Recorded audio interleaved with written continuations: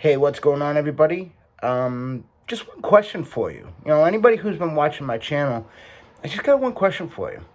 Do you like Huey Lewis in the news?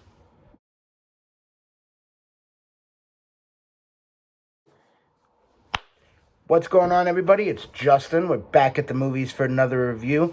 And as you could probably tell, even without looking at the heading, if you're familiar with the movie, today we're going to be doing the 2000 Mary Harron directed American Psycho, starring Christian Bale, Jared Leto, Chloe Sevigny, Willem Dafoe, Justin Theroux, Reese Witherspoon, and a slew of others.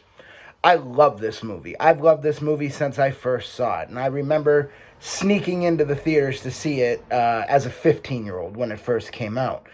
I used to do that. Shh, we won't tell the fine folks at Cinema World in Fitchburg that I did that. Yeah, so I snuck into this movie, and it's so over the top, and it's so crazy, but it just hooks you in every time you see it. I've read so much about this movie. It's based off a book by Bret Easton Ellis, who, if you're not familiar with his work, he wrote books like Less Than Zero that also were made into movies, and they're just about the excess of our culture, especially focusing on the 1980s, because in the 1980s everything was bigger, everything bigger hair, who had the bigger watch, who had the best clothing, who had everything is just so over the top. And Christian Bale's character of Patrick Bateman is the embodiment of this character, of this time. Everything, what from his beautiful, gorgeous apartment to his workout regimen, is just to excess, to be better than the next person. And, there's also a dark side to him. He's a serial killer, or so we think. That's what I love about this movie and the book is all this stuff that happens, culminates in a what if scenario. Throughout this movie, he kills prostitutes, he kills homeless people, he kills a dog. And the deaths get more and more excessive, like the lifestyle. There's one particular scene, he starts off with, he stabs a homeless person to death, kills the dog, and it culminates in dropping a chainsaw on a prostitute running down the stairs. And of course, because his entire life, he gets kicked in the face, and I can't remember the exact words, but not the fucking face, you fucking bitch ass whore, or something along that. He's so worried about his image that while he's trying to kill somebody, got to protect the goods. And I just love Christian Bale's performance. It is phenomenal.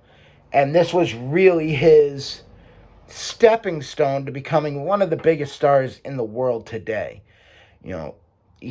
Movies like this and The Machinist led to him getting roles like Bruce Wayne in the Batman trilogy, American Hustle, all the roles that he's synonymous for now. This is one of the starting foundation building blocks of his career.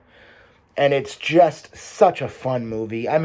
Yeah, it's fun, but, at the same time, yes, I know it's about a serial killer, and there's nothing fun about, murder. But they make it, Mary Harron makes it such a fun, entertaining ride. The likes of Jared Leto, who, very much like Christian Bale, his character is all about being better than the next person and being so ignorant of everybody else around him that he'll call Christian Bale's character by the wrong name, call him Halberstrand instead of Bateman. There's a particular scene where a group of guys, Leto, Bale, Justin Theroux, and others, are comparing business cards. It's one of the most iconic scenes in the movie, as far as I'm concerned. You have Willem Dafoe, who I love, and I read something about his performance.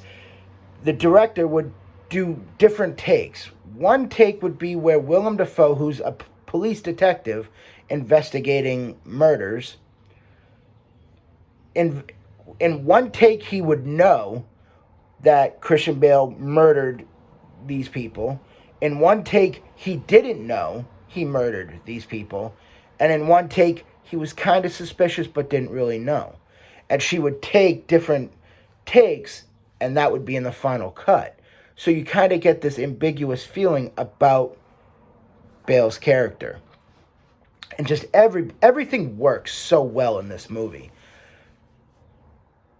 The ending, like the book, I like the ending, but it is still kind of, it led itself to more. And we never really got more. Following up on Bateman's character. Does he continue on with his lifestyle? Does he figure something out? I mean, it's too late. He's already possibly murdered a bunch of people and possibly hasn't. So, but other than that, the characters all work.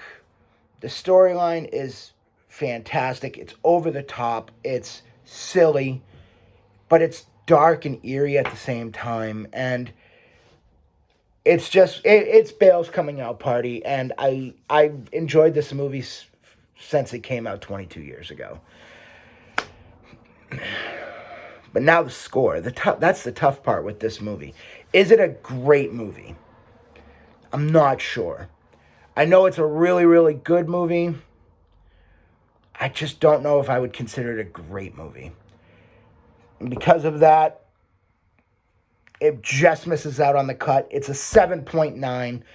That's my review. American Psycho, 2000, year 2000, 7.9. It's almost a great movie, but it's still a really good movie.